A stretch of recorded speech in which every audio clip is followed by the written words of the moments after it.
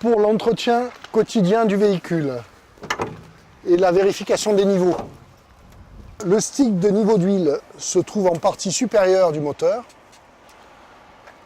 Et donc, la jauge comporte un niveau mini, un niveau maxi d'huile. Donc, s'il est nécessaire de compléter le niveau d'huile, il faudra remettre de l'huile par cet orifice en enlevant ce bouchon. Donc là, vous avez le bocal de fluide hydraulique de l'assistance de direction.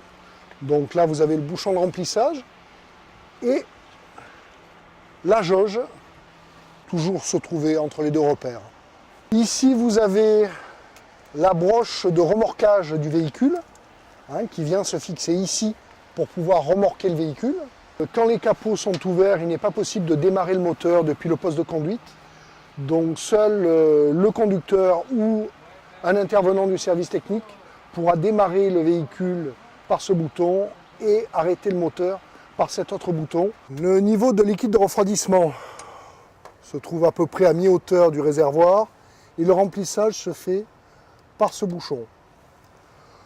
Le contrôle du niveau d'huile du ventilateur hydrostatique. Donc le niveau se situe à ce niveau-là et le remplissage s'effectue par le bouchon au-dessus du bocal.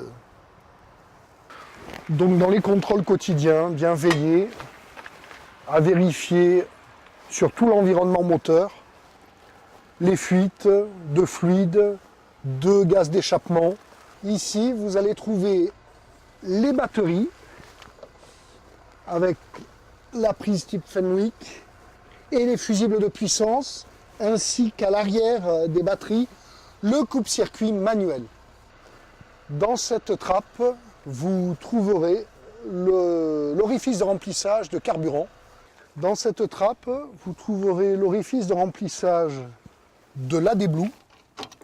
Donc il suffit de dévisser le bouchon. Sur le quint en face avant, on retrouve le réservoir de liquide lave-glace, le réservoir et la pompe du graissage centralisé des éléments de suspension,